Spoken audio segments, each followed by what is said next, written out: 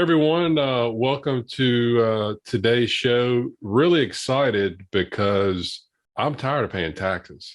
I'm sure you are too.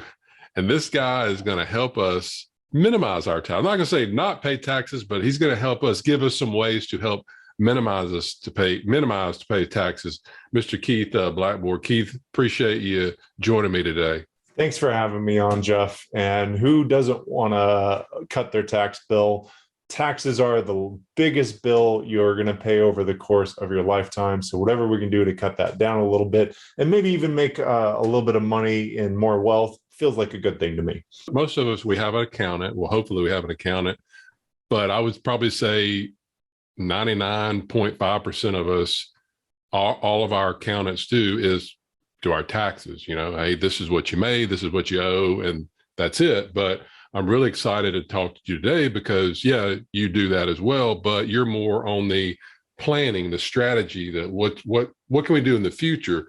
So really excited about that. But before we get into that, you have a really cool background story, and I really wanted the viewers to kind of hear about a little bit about your journey from being in the corporate world, being an accountant, to getting into real estate, and then we'll get into the tax strategy part. Yeah. Real quickly, I grew up in California. I started my career at Deloitte as a CPA. 2009, moved to the Dallas area, and in time started my own CPA firm focused on high net worth real estate investors. I learned from some key tax strategies that allowed me to legally manipulate people's tax bill, usually about 5 to 10% of their age adjusted gross income. I like that word, legally manipulate. I like legally manipulated. For me, it's not about doing anything crazy or so much gray as I just want to know the tax code better than most IRS auditors, most other people out there. Mm-hmm. And as a result, I've learned there's some really neat things you can do. And then my background at a Big Four international CPA firm gave me lots of places to practice on really high net worth clients. And so it was a great place to kind of train and then go work with clients directly. And then you met your wife, and then she eventually worked with, was it Lifestyles Unlimited? You're right. And that's kind of how y'all got into the real estate part, or? Yeah. So initially, my wife and I started doing rentals and flipping houses in 2010. I'd like to say we're geniuses, but I think it's a mixture of being able to take advantage of the market right in front of you and actually doing something with it. As if you were buying real estate, then it was hard to lose money. And so after a few years of doing single family residential, we transitioned to commercial real estate, active and passive investments in hotels and apartments. 2016 rolls around. I thought the real estate market was going to crash, and I thought Hillary Clinton was going to get elected. I was wrong, but as a result, we ended up selling out of our projects, sold out of the CPA firm. Also working all those hours will take a toll on your marriage, and so we wanted to really make a big transition away from business to life. So we spent the next 3-ish years traveling the world, had fun with it. We made all our investments. We turned it into a passive portfolio of alternative investments that just cash flowed to carry our needs. At the end of all that, we got the best souvenir we could possibly have. That was our firstborn son. And we thought we were going to move to some great international destination. But at the end of all that, where do you move? Wherever grandma is. So grandma was back in the Dallas area. So we moved back to Dallas. And I thought if I wanted to make the most amount of money possible, I'd just keep doing commercial real estate syndication. Instead, I started Financial Journey, which helps the community make work optional in 3 to 5 years, really how to build the wealth business. And so that's been a fun journey for me. I get to have all sorts of fun conversations about wealth and taxes. Awesome. So that's quite a story, a lot to unpack. So I want to go back. You said you started an accounting firm there in Dallas. Yeah. Was it more geared? I know you worked in the corporate accounting in California, but once you started your accounting firm in Texas, was it more geared to real estate investors, business practice owners? Tell me a little bit about that. Yeah. So initially I worked with some really large clients. I don't know that I should give names, but they were some of the Sure. largest in Texas that come with billion-dollar portfolios. The folks I then started working with were a lot of apartment syndicators, and frankly, people that are a lot of gurus that anybody in the Dallas area would likely know. A lot of them are former clients of mine, but then it was really a lot with some of the passive investors. And what was fun for me, while I liked working with the syndicators, the passive investors, showing them things that they could do to save money on their taxes, because most of them don't have control when they're getting K-1s, but there's still some things that you can do to legally manipulate your tax bill that not everyone may be aware of. Yeah, and while we're on that subject, I was telling you a little bit before we spoke, I heard somebody else interview you, and you had talked about something called a rollover discount. But before you get into the specifics of that, probably one of the biggest questions that I'm asked from the people that come through my YouTube channel or for my website is, hey, they're a doctor or other white collar professional. They want to get into syndications thinking it's going to lower their business or their practice income. Sure. And I try to tell them, that's not the case, passive income, passive losses, that sort of thing. So, but what some of the different things, strategies that you're talking that I heard you talk about would be beneficial for those of us that are a passive investor in syndications. Is that correct? Yes. And there's pros and cons to both. So if your goal is to make as much money as possible, frankly, I've seen doctors who will stop doing their active business and they'll lose a few $100,000 a year to go make $50,000 flipping houses. You've got to just be really intentional about what you're doing and if it really fits your goal. So Right. I like to start with what's your vision for life? What is it that you're trying to do? And then build the wealth around that. And so capital raising or syndications can be a great way to make a lot of money, but it is another business to itself. And it probably takes a good 5 to 10 years for it to really pay off big where you see the results. And so if you're in your 50s or 60s, you might not want that. You may get further faster by simply investing passively in some syndications and then living your life and let somebody else deal with the stress. I've been on both sides of it. Yeah. Because most of the people that are coming in, I had a call with a girl that was a orthodontist in the Midwest right before we spoke. And she said the same thing that most people say. It's, yeah, we she still likes what she does. Still likes treating patients. She has 2 kids, kind of younger.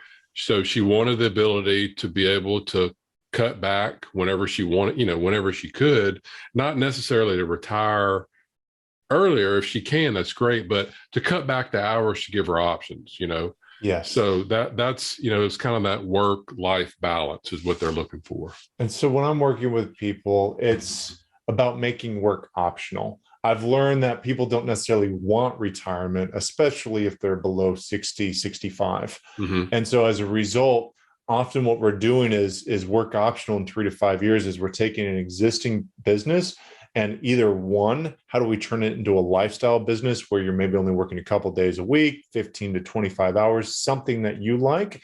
And then often I find a lot of doctors who are burnt out are able to come back and actually enjoy what they're doing and they remember why they get into medicine in the first place. Yeah. Or we're selling the practice altogether. How do you maximize the sales price, get the financials, the systems, so that you're selling a true business? And in doing so, that process, if you start planning 2 to 3 years out, can often mean you get 3 to 5x more on your business sale than if you're selling a business. And it just requires a little bit of planning. And I feel like if you're going to spend decades building something, might as well spend a little extra time planning your exit before you're completely burnt out. And that'll give you so many more options and likely set you up for the rest of your life. So while we're on that topic, if you've got is there like a time horizon that if somebody's thinking, hey, I'm going to retire in the next 3 years or 5 years or whatever, what kind of time frame should they be thinking about optimizing what you're talking about or So, maximizing? so for me, I'm not the guy. When somebody's first starting and they've got $50,000 to invest, I'm not the right person for them. I'm usually the guy, once you've already got a few million dollars, you've already got assets. I will show you how to play your cards more effectively than how to create the hand. So once you've already got some assets, how do you build an internal portfolio of assets? I know it's going to sound crazy. Most people are used to only getting 8% in the market.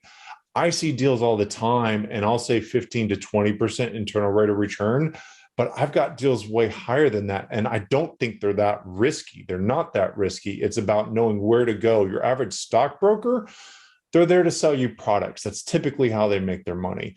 I don't make any money off any of the investments that flow through my hands. I'm more of just an independent advisor. And as a result, I end up seeing all sorts of deal flow. I've got a deal menu where there's always 15 to 20 deals on. You comparison shop the best deals for you. And as a result, that's why most people are getting a 15 to 20% internal rate of return. So you do the math. If you've got $1 million portfolio doing 15 to 20%, that means you should be making $150,000, $200,000 a year in cash flow. You got a $2-3 million. You can see how very quickly you can multiply this, especially if you've got some sort of medical practice that's worth over $1 million. That's probably, for most of your audience, they're going to already have that. And so then it's a matter of let's see what we do with some of our existing assets, get in, make sure that the deals are fit you like the deals. And then after you dip your toe in the water, you see the results are real, the community is real, then maybe we sell the practice when the timing feels right for you, and then take that larger chunk and put it in a portfolio after you've already learned how to run a wealth business. You make wealth the business instead of just your medicinal practice, the business. Yeah, because it's probably most people are they're if they do things right, they could probably already get to the point where they can retire. Yes. Because most of the people that I consult with, they usually have about 7 figures saved up already, whether it's 401k or some non-retirement accounts or whatever. Plus, they have their practice or business. Yeah. Well, then, I mean, they're set up right there, like what you're talking about. Sell it, get something that's going to pay you 15+% a year. Then they may not be able to fully retire, but they could really scale back. Yes, and that's where a friend of ours that we were talking about, Mike, what he's been able to do. He's been fantastic, and being able to walk alongside him for the last couple of years. He's just a great guy, and that's what he's been able to do, is go part-time. He still enjoys what he does, but then he is also able to build the wealth business, and I think he's done really well for himself. Yeah, I mean, as an endodontist, being able to retire at 45, that's pretty impressive these days. Yeah. So that's awesome. So, but speaking of retirement, you retired at 32, right? I did. So, so for those out there that are maybe they're facing burnout, whether they're a physician, a dentist, or attorney, some high stress job or whatever, maybe what are some of the steps? They're miserable. Yeah. They make a lot of money, they pay a lot of taxes, but they're miserable. Maybe what are some of the steps that person would you recommend that they don't know what to do, they don't know where to go? What would you say to that person? So there's a couple of things, and I want to share real quickly, just a couple of visuals. So this is the standard disclaimer. I'm going to oversimplify some stuff, legal, tax advice, talk to your professional, etc. And probably the main thing that I want people to do is, before you're completely burned out and done, that's when you get to a place where you're desperate. So before you get there, I think it's important to make wealth the business. And when wealth becomes the business, there's a mind shift change where you go from just being stuck in the day-to-day of your medical practice to thinking that there's something beyond that. And so within wealth becoming the business, you've got your work, your career, your business that feeds income, but then you've got to take that income and do something else with it. And that can feed it into all sorts of investments, from real estate, portfolio assets, like your traditional stuff, stocks and bonds.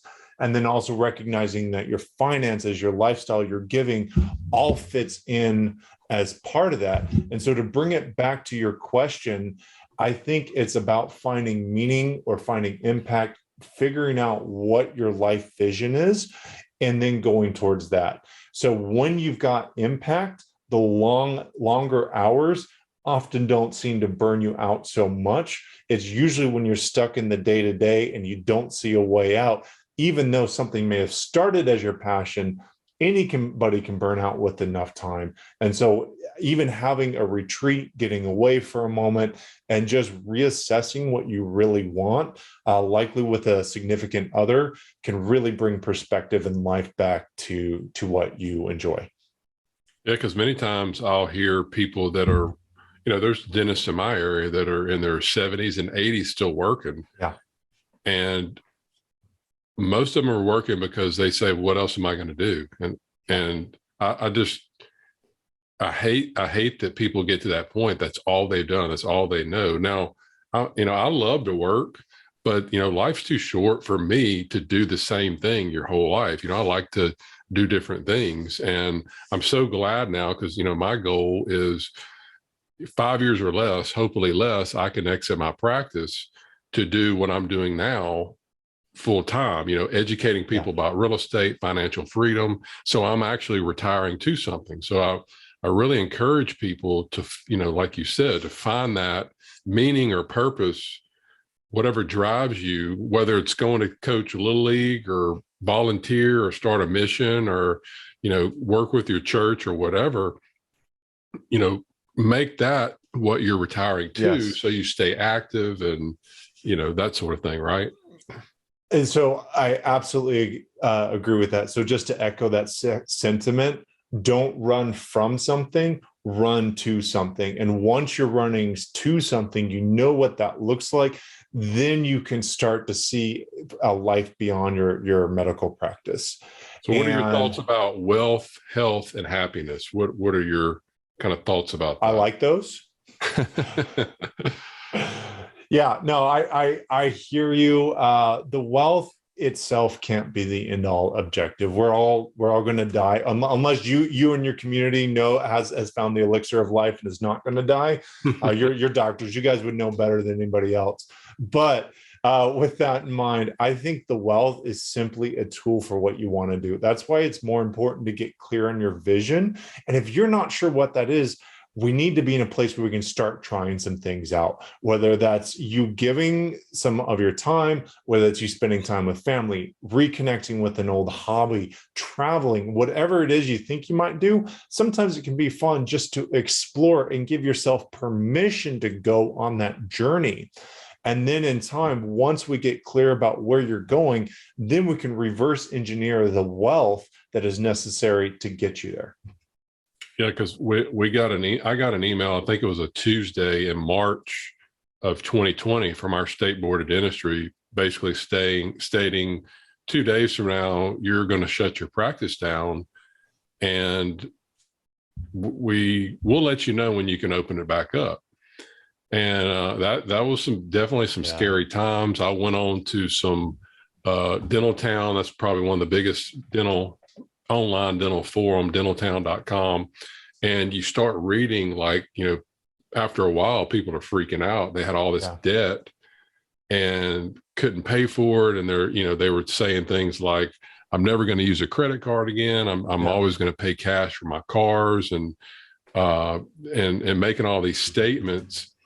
But, one thing it taught me was there's no way I could just sit at home. My wife was like, I don't care if your office isn't open, go to your office.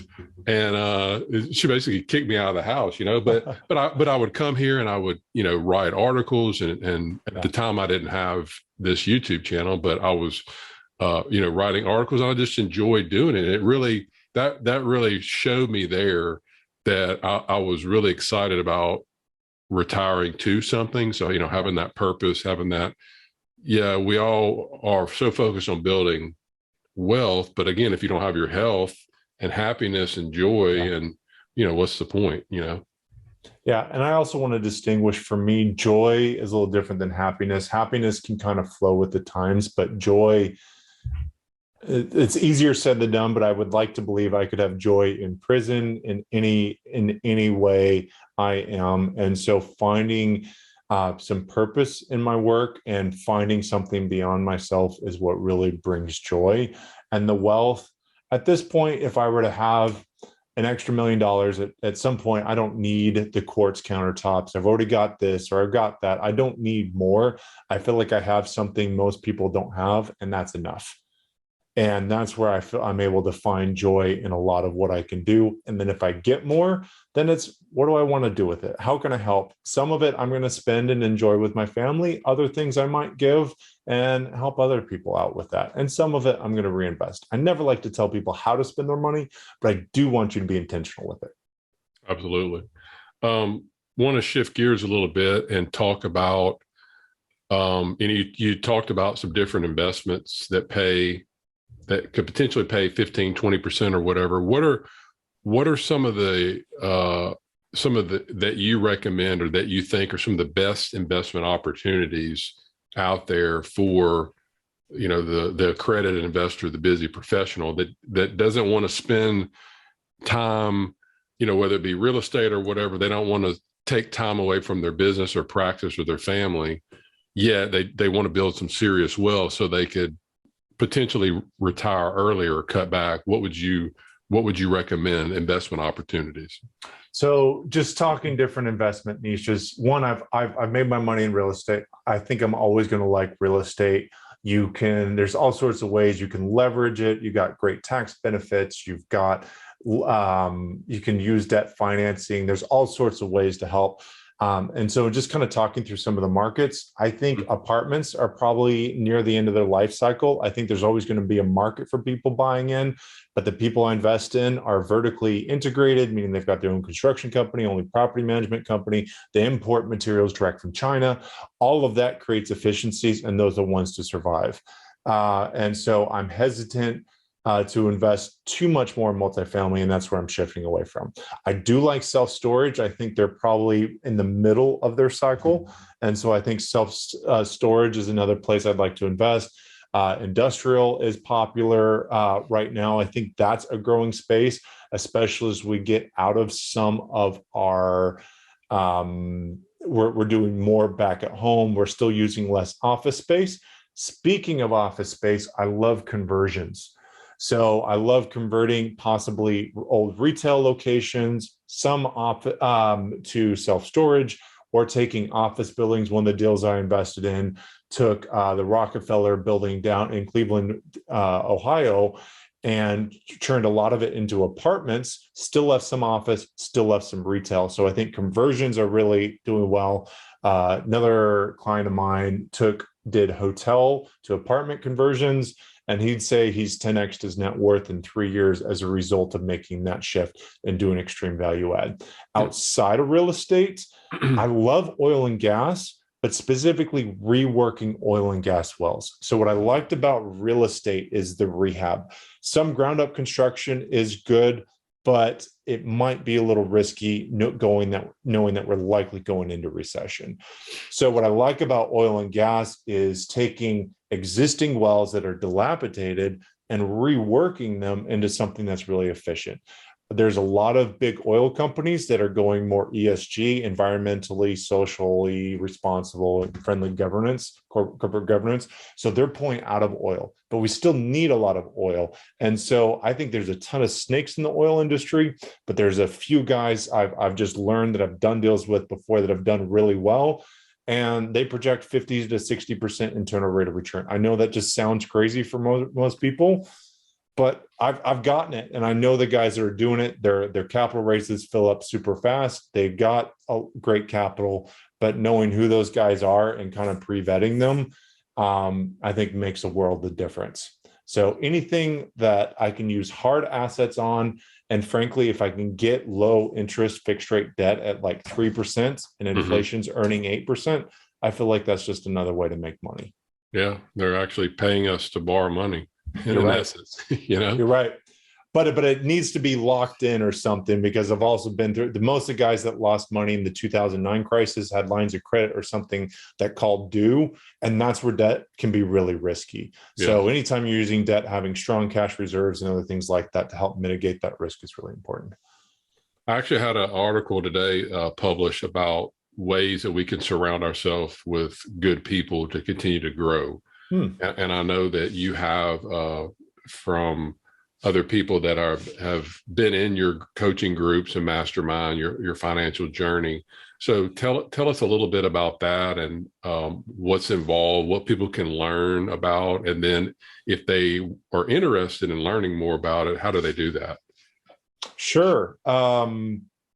So first and foremost, what I do is I help business owners that want to make work optional do that in 3 to 5 years. So I work with business owners who are also accredited investors, because 80-ish plus % of everything I share is for accredited investors only. What people get there, we do events. It's really what people get is the amazing community. When you've got a whole bunch of high performers, you just get some really great connections that come out of it. I get presented with tons of deals every day. And so what I've really done is whittle it down to the few people, the consistent sources that are good people who have consistent track records, who have done well over time. And so I show people how to build that portfolio of alternative investments that really put it together. So in short, it makes wealth the business, and as a result, it gives the cash flow that's needed to help them make work optional. They can exit their active business and decide what they want to do next with it. So there's a bunch of other benefits and stuff with it too, but that's a high level overview. Yeah.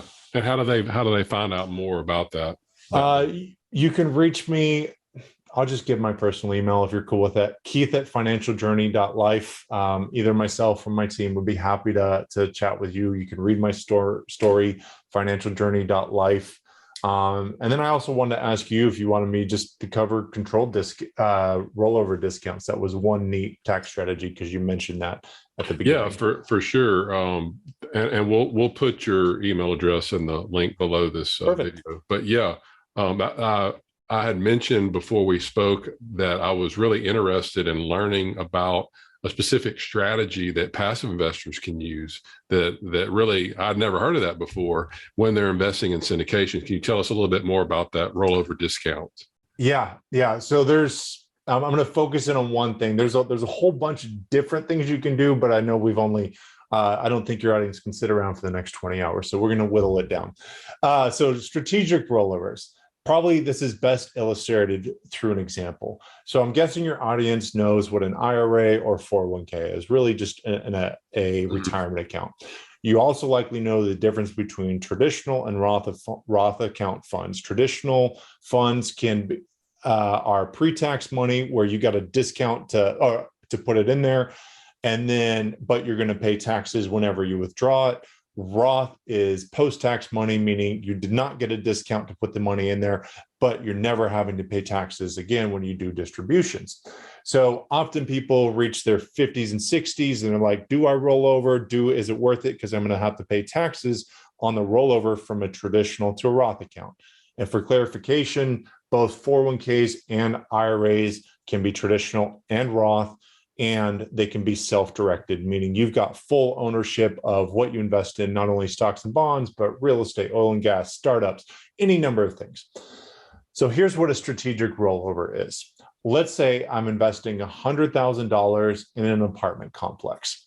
That apartment complex is purchased with 80% occupancy. And I know the syndicator knows, whoever put the deal together, that we're going to take it down in occupancy. We're going to kick out some non-performing tenants and we're going to do some major rehab. So as a result, intentionally, maybe 6 months in, the occupancy is going to drop down to 60%. So maybe as a result, the net operating income drops in half. Well, apartments are roughly based on the net operating income. So on paper, your $100,000 investment is temporarily worth $50,000 when the net operating income drops. Well, I can do a rollover of the investment, not the cash, from a traditional account to a Roth account. So I invest my $100,000 cash, do a rollover at a $50,000 valuation. I pay taxes on it, but then it pops up in value after the rehab is done to being worth $150,000 or $200,000 after successful completion of the project. But since it's now rolled over into a Roth account, I'm never paying taxes on it again.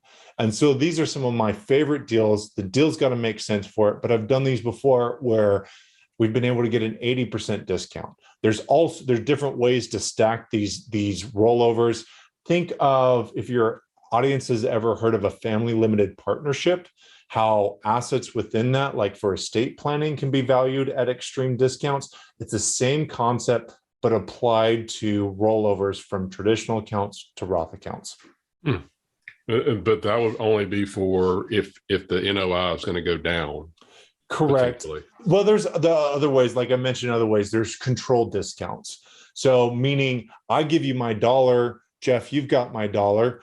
Now I don't have control of it anymore, and I don't know when it's going to come back. And so now that dollar in my bank account, even though I might have title to it, it's in your bank account now. So it's worth less to me. I can't spend it right away. I have to ask for it back. And so the more legal things we can put into place that actually prevent me getting access to that dollar can also increase the controlled discount.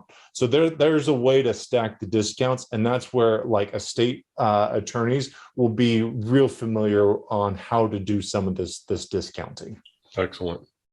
Well, that's just one of many tax strategies out there that Mr. Keith can help you with. So again, check out his, and again, I'll put his email address below this, but check out his site, Financial Journey. Super excited to have been able to connect with you, Keith. And you do have some events throughout the year that you have for your community. Is that correct? I do. I'll be happy to give you, the next event is in Orlando, and it's humbling. People are showing up and they're finding the community. They come because they want to learn the education, the strategies, but they stay because of the community and the deals. And so our last event, we just had a really great event. So I'm looking forward to the next one. It's really fun for me. People actually have fun at the events. This is not just sitting you in a room listening to presentations. We learn through games. We learn through small groups, all sorts of ways to connect people. And people, oddly enough, actually enjoy it.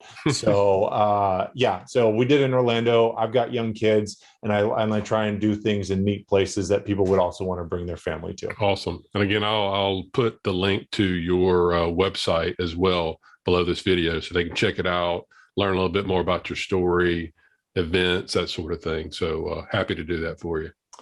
Thanks for having me, Jeff. I really appreciate it. Thank you.